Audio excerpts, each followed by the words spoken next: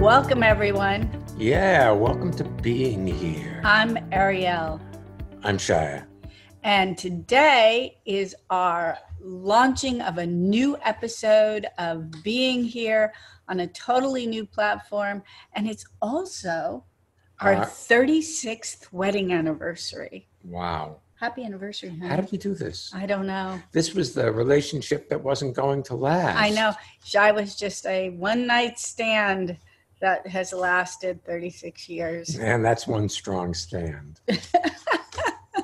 Are you bragging? Yes, of course I'm bragging. In case you're unfamiliar with us or haven't been with us before, we finish each other's sentences.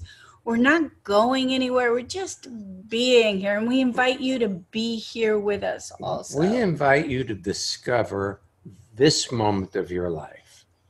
For the most part, most of us spend most of our time thinking. And we think about the future or the past. We're rarely, if ever, in the current moment of our lives. This podcast is about you discovering the current moment of your life out of a conversation with us. Now, Ariel and I have done a lot of different things over the years. Like she said, we're together 8 years, married 36. And in those first years, we did a lot of different workshops. We lived in a meditation center for a couple of years. We did everything we could to get enlightened or fix ourselves or get better.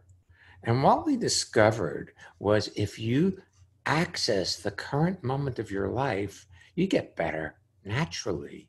It isn't that you try to, it's just that life starts working out. And when that happens, there's actually no better to get to. You're here and things become obvious that you need to attend to.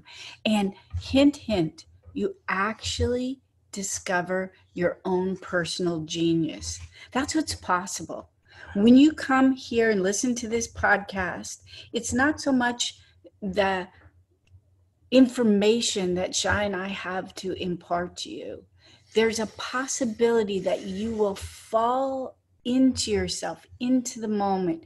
And as you synchronize with yourself, everything becomes available to you, including your own personal genius. You know, this thing about enlightenment was a mystery to me when I was searching for it. I had read about things like the Tibetan Book of the Dead, and I was interested in Timothy Leary back in the 60s and LSD as an opportunity to discover the moment.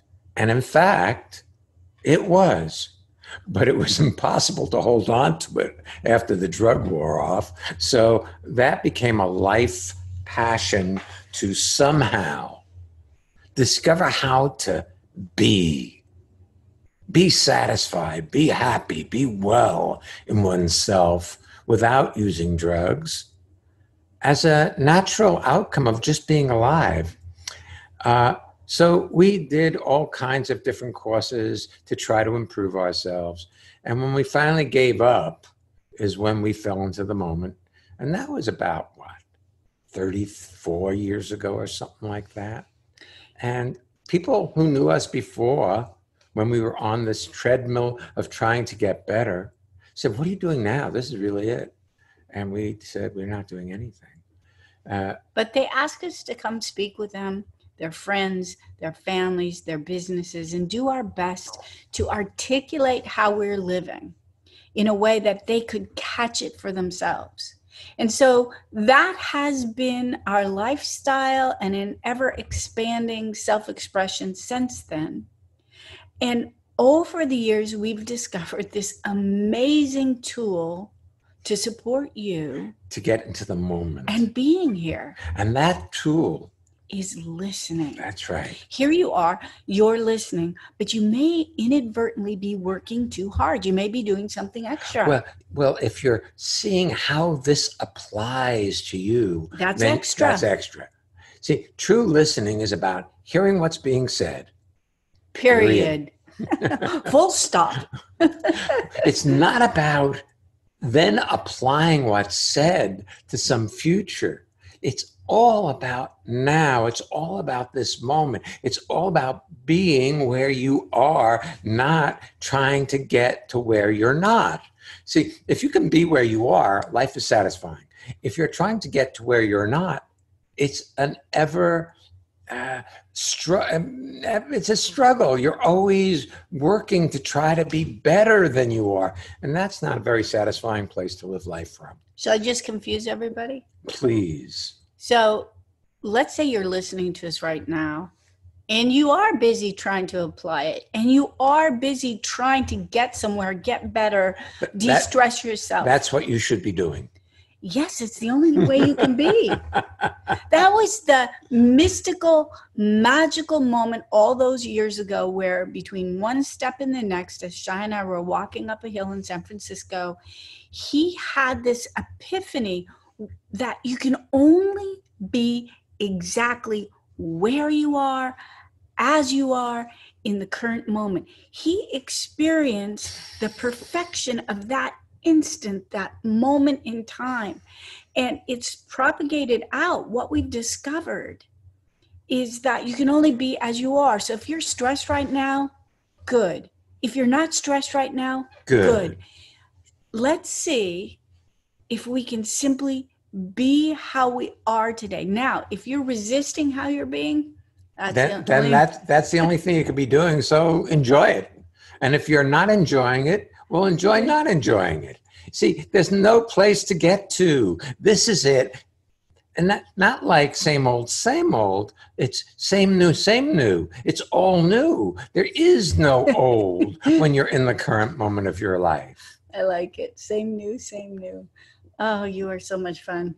Well, look, it may be the same things. You know, I wash the dishes every morning after I make breakfast. I mean, He's our breakfast chef. I make the breakfast, I wash the dishes, and that's what I do. Now, each day it's a uniquely new, different experience. Making the breakfast is new, and cleaning up after it's new. And I do it all the time. And, you know, there's an expression in Zen. Before I was enlightened, I carried water and chopped wood. And chopped wood, exactly. And then after I was enlightened, I carry water and chop wood. And that's it. So now it's before I was enlightened, I made breakfast and cleaned up after. And now, after I was enlightened, I make breakfast and I clean up after. And somewhere in between, we eat the breakfast. That goes without saying. You know, our last episode on the Voice America Network after 13 and a half years, and it would have been episode number 699. We closed out the day with our good friend, Eric Rubin. Ooh, I said your last name. You're outed now, who called in. Very, very talented man. It's also good if you ever want to look up a really good estate planner in New York City and lawyer, you know where to go. And if you need an actor or a comedian, he can fill in for those things too. He's got all sorts of talent. And he's a very good musician. And not to mention that he's also a talented book agent, although I don't think he's doing that so much right now. Anyway, we are fortunate enough to have him with us as the first guest on our first episode of the newly reimagined Being Here. One other thing about Eric, Eric has known us for a very, very long time. Like around when we got married. Around when we got married. So that's about 36 years that he's known us. And we went to his first wedding. We did not go to his second wedding. We went to his third wedding. Well, what happened also, there were intervening years where we had no contact for many years. We are so delighted he's in our lives. And welcome, Eric. Where are you zooming in from today? Whoa, how can I even respond to all of that? I'm calling in or zooming in from my home in Brooklyn. and I'm just allowing myself to feel how much you guys love me, and I really love you back, and just thank you so much. I am so grateful to myself that I looked you up on the internet after all those years, and I was like, whatever happened to them? I think I was really saying, whatever happened to me? And I got the answer to all of that and more. And so in 2009, I came to what was then a Monday Night Alive, a live event, and I reintroduced myself to you and learned what you were up to, and it was a very profound and important evening in my life. As I was listening to you talking about listening, it occurred to me that when I first heard you talk about listening years ago, probably in 2009, I thought I understood what listening was. It's like, okay, yes, I'm going to hear what someone has to say from their point of view. But as I look at it now, what I would do was, if I heard something I disagreed with, I would say, okay, I'm just going to listen to it and not disagree with it. And if I heard something that I agreed with, I would go, yeah, that's right. And that's not listening, but I thought it was listening at the time. And I think listening has changed my life. And also what you're describing, Eric, is that most of us really are locked in a cycle of agree and disagree. And particularly in this climate in the United States, there are different political parties, there are different subjects that people fall very divergently on. And so most of us have learned to go, okay, you're wrong, but I will hear you, rather than actually listen. And the other thing is, you're talking about that, it's a testament to how intelligent people are. You know, as you are listening, you're having this whole micro conversation very, very quickly. We're all so facile. We can have entire books written between sentences in our thoughts. So it's really about slowing down, being here, listening to each other, rather than trying to get somewhere and cherry picking to hear what we hope to hear to make ourselves right. I love that you talked about how things go into two basic yes or no, left or right, you know, when you were talking just now about a political or large points. As an attorney who sometimes has to negotiate things, whether it's a book deal or an agreement between two parties, whatever it is, it's actually really problematic if you get down to just two issues, because there's not a lot of room for negotiating. But if you can have more than a few issues, then there's a lot more room for give and take. I don't know if I'm losing you on this. You are. What do you mean by issues? So, for instance, if you're saying it's just a question of money, then we're either on one side of that or the other. And somebody has to win and somebody has to lose, or both have to feel like they weren't happy. But if the issues could be more than money, if there can be other aspects of it, so that people can have different levels of win rather than just a simple one or the other, then this is too intellectual for me. Okay. Well, I hear you. I feel that being able to listen has allowed me to see a broader range of possibilities when it comes to negotiating. I can get that. Yeah. But we've gone into a strange cul-de-sac here. Yes. Okay.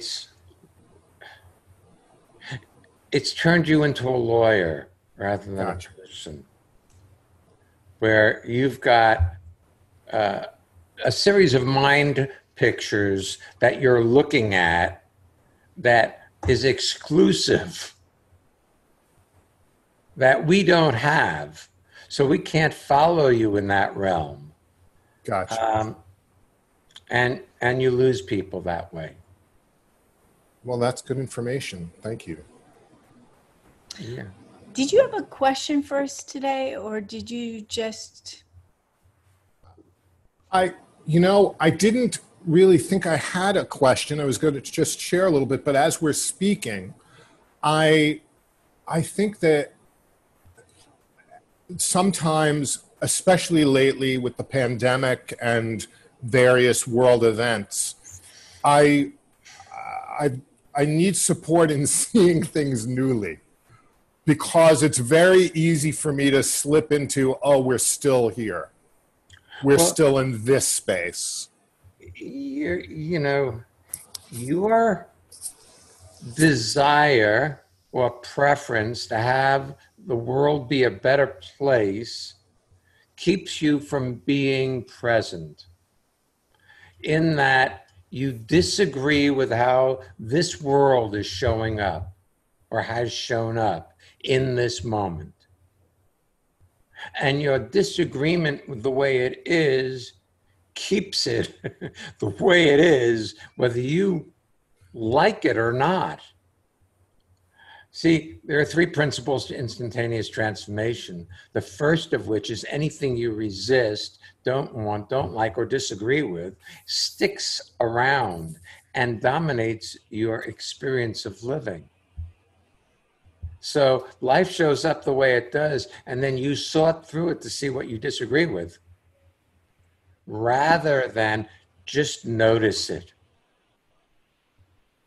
Yeah, there are things that I have an easier time just noticing than other things, for sure. Well, truthfully, you are a very staunch advocate for a political party. And you're actually doing things like getting on phone calls to talk with people to promote your point of view.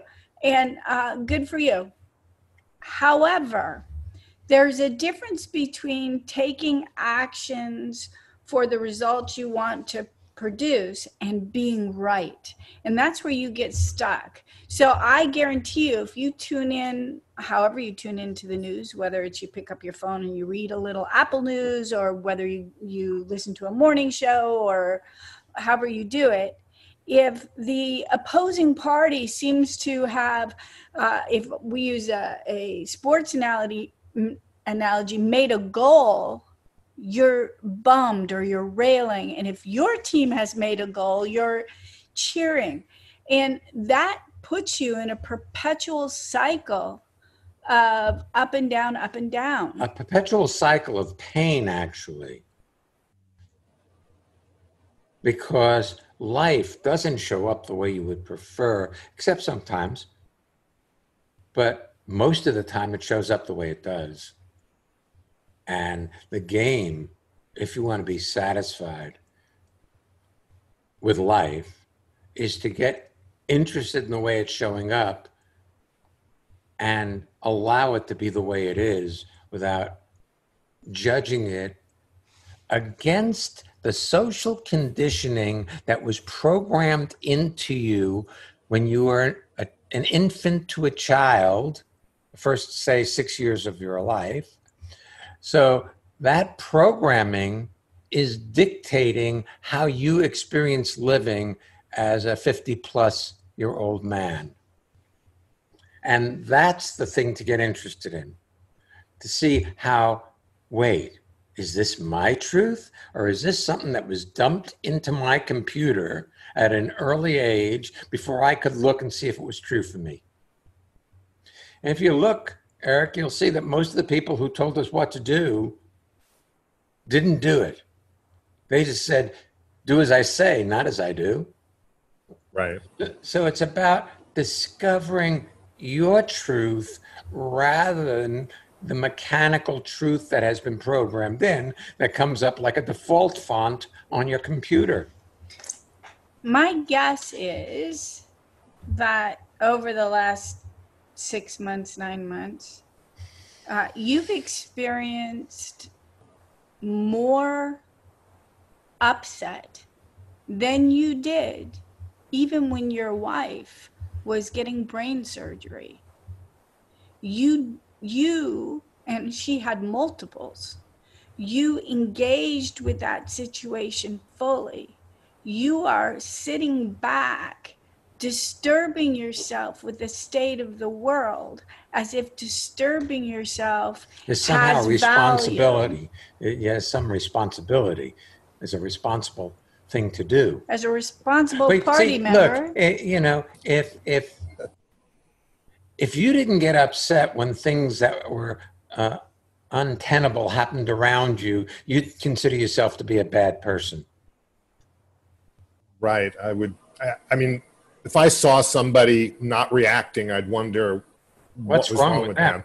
Right. Right. So you react to what happens in your universe and get yourself upset with it, and you think that's a responsible act.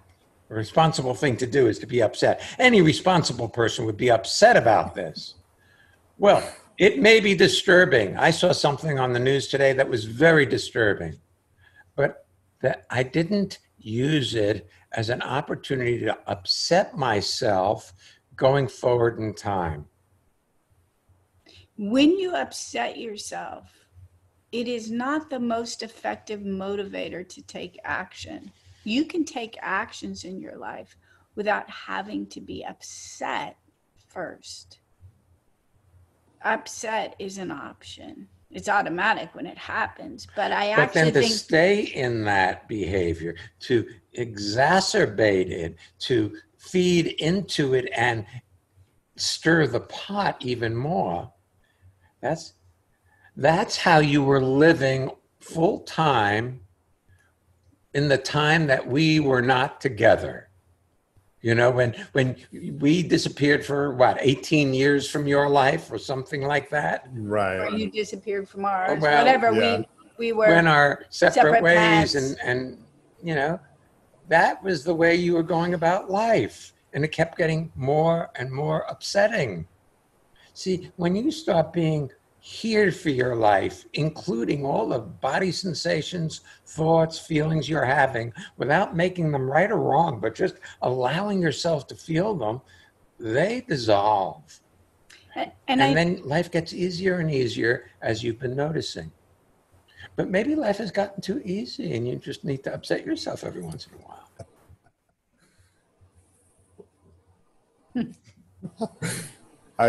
I don't know how to answer that. I'm going to choose not to answer. well, that is your That is an answer. your Fifth Amendment. You choose to not answer so as not to incriminate yourself. Yeah, exactly. Hey, That's really Eric, great. thank you so much for being here for the launch of this Podcast? podcast. It's been lovely speaking with you today. You know how people say it was my pleasure, but really, it was my pleasure to be here. Thank you very much. You're welcome. You're so welcome.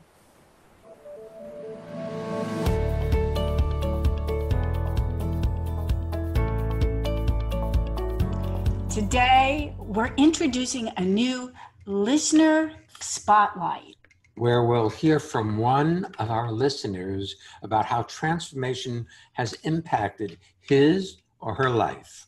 If you'd like to learn more or register for any of our upcoming virtual courses, visit transformationmadeeasy.com. You got that, transformationmadeeasy.com. This is Leah in Brooklyn, and one of the things I've learned from attending Ariel and Shaya's seminars and being part of this amazing community is how to relax, honestly, and enjoy the moment. I have always, historically been so focused on getting somewhere and getting ahead that I would often miss what was right in front of me. And nowadays I can still be incredibly productive, probably more so, and opportunities keep expanding. And at the same time, I'm able to enjoy the little things, the richness in my life, moment by moment. If you would like to experience an expanded sense of well-being, join us. Connect with people all over the world from the comfort of your own home at Aaron & Shire's lively interactive global video seminars.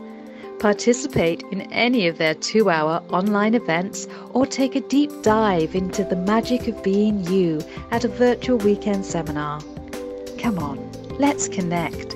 Find out more and register at transformationmadeeasy.com.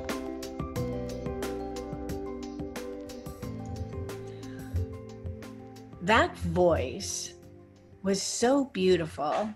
It's the lovely, lovely Naz who was kind enough to do that little promotion about our global video seminars. And she happens to be our next caller and guest.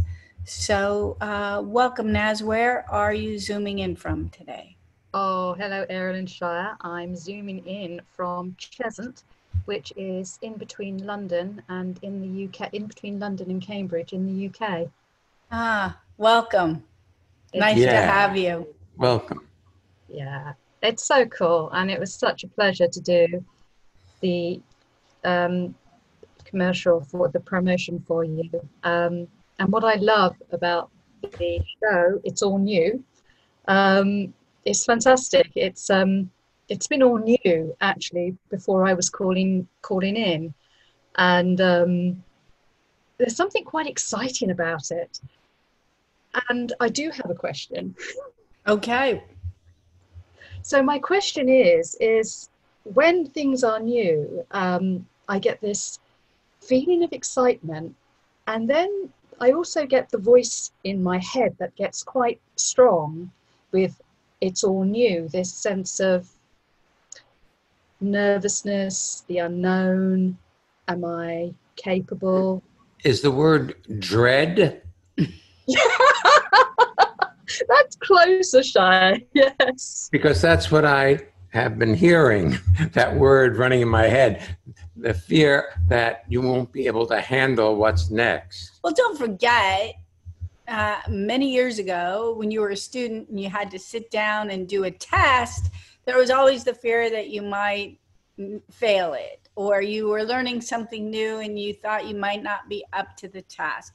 So, of course, as we move along in life, we often meet new situations with the remnants of the old one. That's part of what we were talking about in the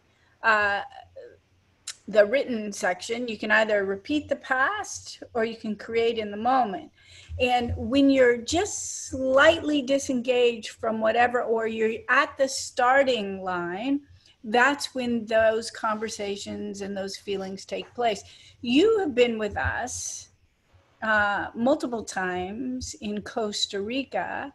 And one of the things that we did there when we were doing live courses, don't know where it's going to go now in the future, but we did a zip line or a canopy tour through the trees. And particularly the very first time when it was all new and you climbed up the stairs to that first platform and you see that long cable that is going across apparently nowhere to disappear somewhere in the distant trees. And you realize that some of that terrain is very far below you.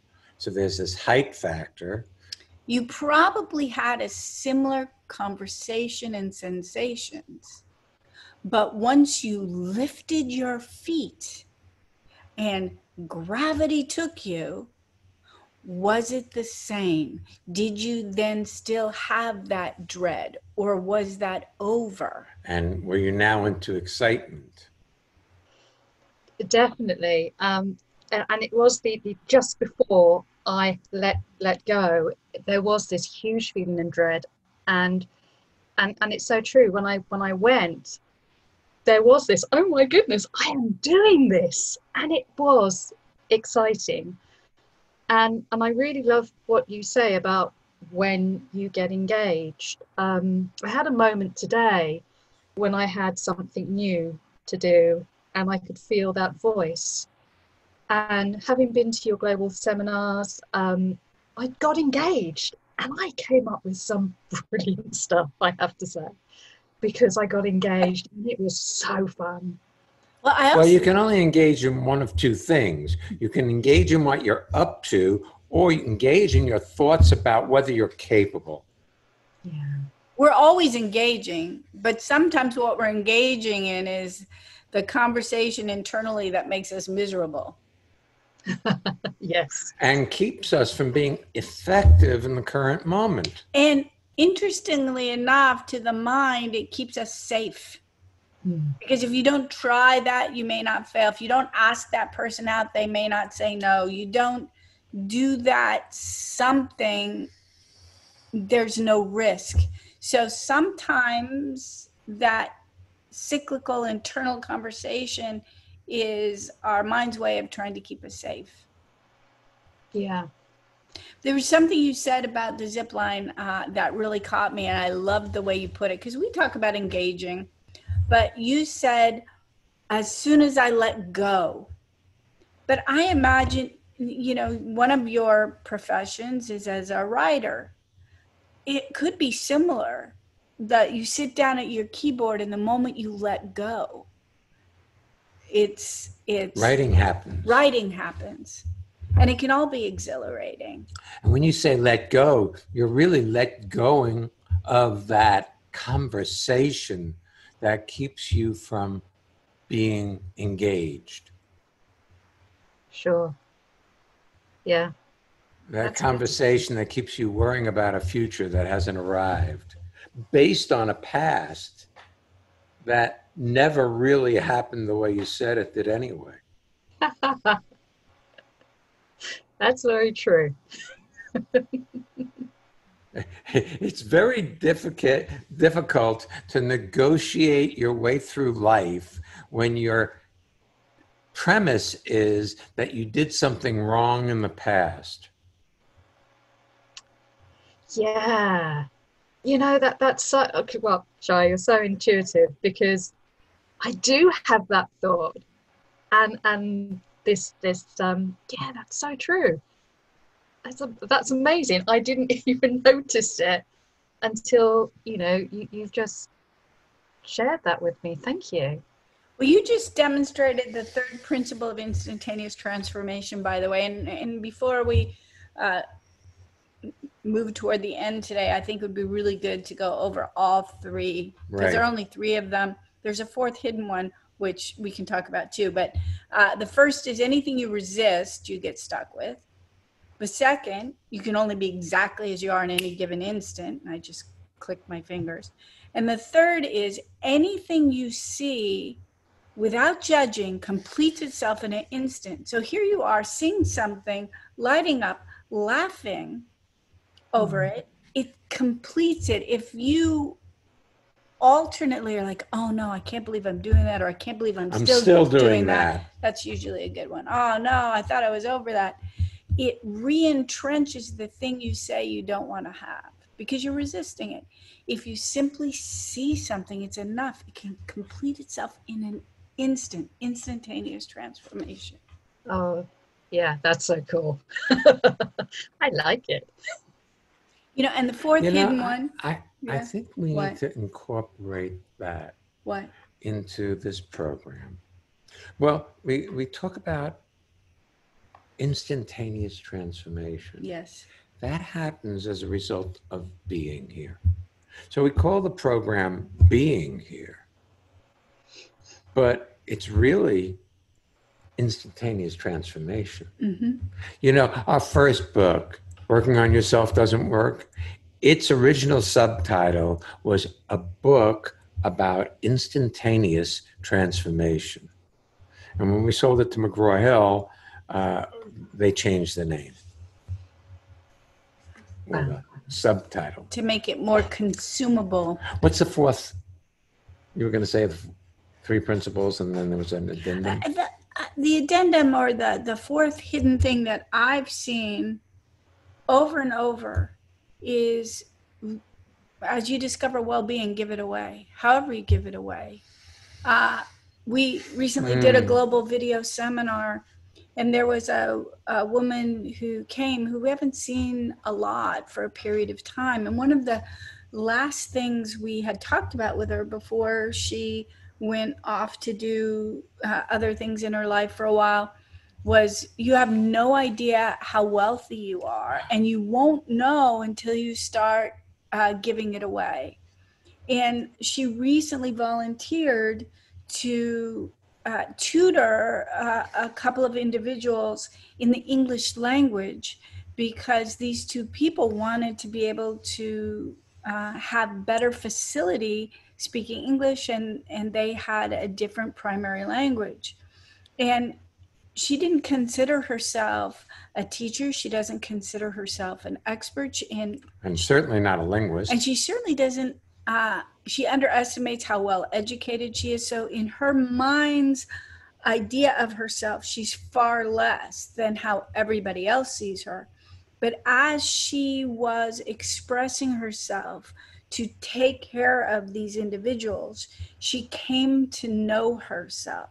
So in a certain respect, yes, you resist something, you're stuck with it, you can only be how you are. Third principle, the instantaneous transformation principle, you see something in an instant, it completes itself. The thing is, you transform, but your mind is still filled with garbage. And the mind is a machine. It just repeats the same things over and over again. I mean, have you ever put a song in a playlist that when it plays again, you're like, what was I thinking when I downloaded that thing? But it's in there. All of those things you ever thought are in your internal playlist, and it plays. But Random on shuffle, you see. And sometimes triggerable by circumstances. Yes. But as you take care of people, as you express things, whether it's I found a great place to eat, or I went to a global video seminar, it was awesome, or I listened to this podcast, here it is, or you see a video that you want to share with people, or you just have a thought about somebody, hey, I was thinking of you today, I hope you're well.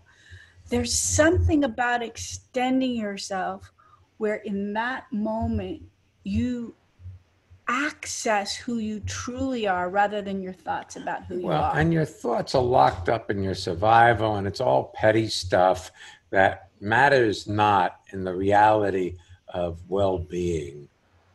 And in the words of that oh so lovely Naz, it's about letting go. Thanks for being with us today. Yes, thank you, Naz. Oh, thank you so much. It is such a pleasure. It's a real joy. Thank you. Yes. We'll be back next week, everyone. So come on back.